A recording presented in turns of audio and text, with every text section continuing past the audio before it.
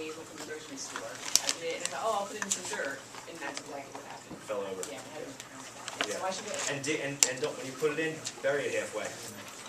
You can rip limbs right off the side of a tomato plant, bury them in the dirt, and they'll regrow. That's what those hairs on a tomato plant are. They're ready to shoot out and become roots if they do. Right. Okay, so to germination. Germination is when we take a seed and turn it into a sprout. It's a misconception that you need sunlight to germinate. You don't need sunlight to germinate the plant. It'll sit in darkness and it'll sprout. I've had instances where I put seeds into this stuff.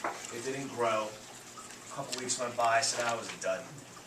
I took it, I put it in a bag, ziplocked the bag shut. Right, so there wasn't even much oxygen in there.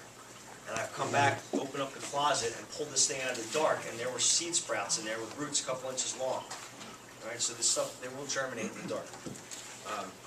So germination also, a seed likes to be warm when it germinates. So picture a seed. You plant them out in the garden. They're a quarter of an inch below the soil. The soil's dark. The sunlight's hitting the soil. It's getting even warmer because the dark materials absorb more heat from the sun. The temperature a plant likes, a seed likes to germinate is around 85, 88 degrees. Will it still grow sitting on your counter in your classroom at room temperature? Of course. But we're talking optimal here. Will it grow if I just dump tap water on the seed? It'll probably sprout and grow, yes. What's optimal? Distilled water at a pH of 5.5.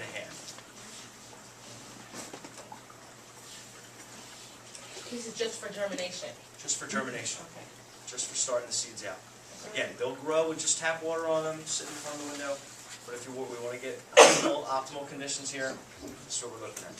So while you germinate today, and anybody's welcome to help me out, I'm going to take some of that distilled water, I'm going to put it into a bucket, and then I'm going to mix in some lemon juice and check it with my pH meter.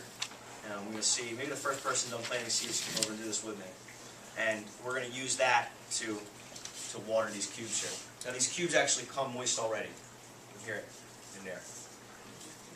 There's water in them already.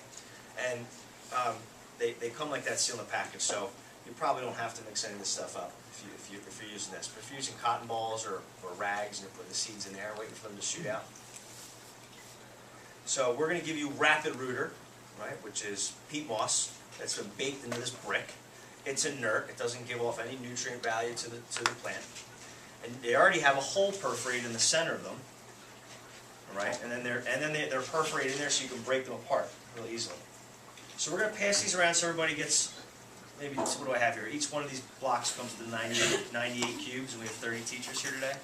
Great. Right, so that'd be enough for 3 for everyone. Plus, I have 2 mats worth here, so that's enough for 6 for everyone. And some of them are broken up. So let's just try to make sure everybody gets 4 of these today. You can see here, I started some plants 2 weeks ago. They're 2 weeks old. And I took coconut fiber. This is not soil. It's a coconut husk off the side of the coconut. And we bought a big block brick of it. And I dumped it in there. And in fact, it was barely coating the bottom of the tray. And then after we added water, it was like all the fibers sucked up the water and absorbed it. It was overflowing. And in here, there's parsley, there's romaine lettuce, there's cilantro, butter lettuce, and basil. When you do your soda bottle system today, I'm going to let you pull your fingers through here and pull a single plant out and use that inside your soda bottle system if you want to take your soda bottle system home with a plant in it.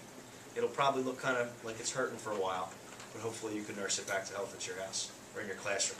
I'm also going to give away all the plants that we have over there and the ones that I have up here that we've grown so you can stick into a soda bottle also.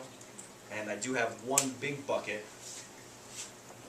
Where's it at? That big pretzel drum I have. I think it's sitting back there for the pepper plant. And we'll give that to somebody today too who thinks they have already some experience and they want to give that one a shot. You don't need to use a soda bottle, right?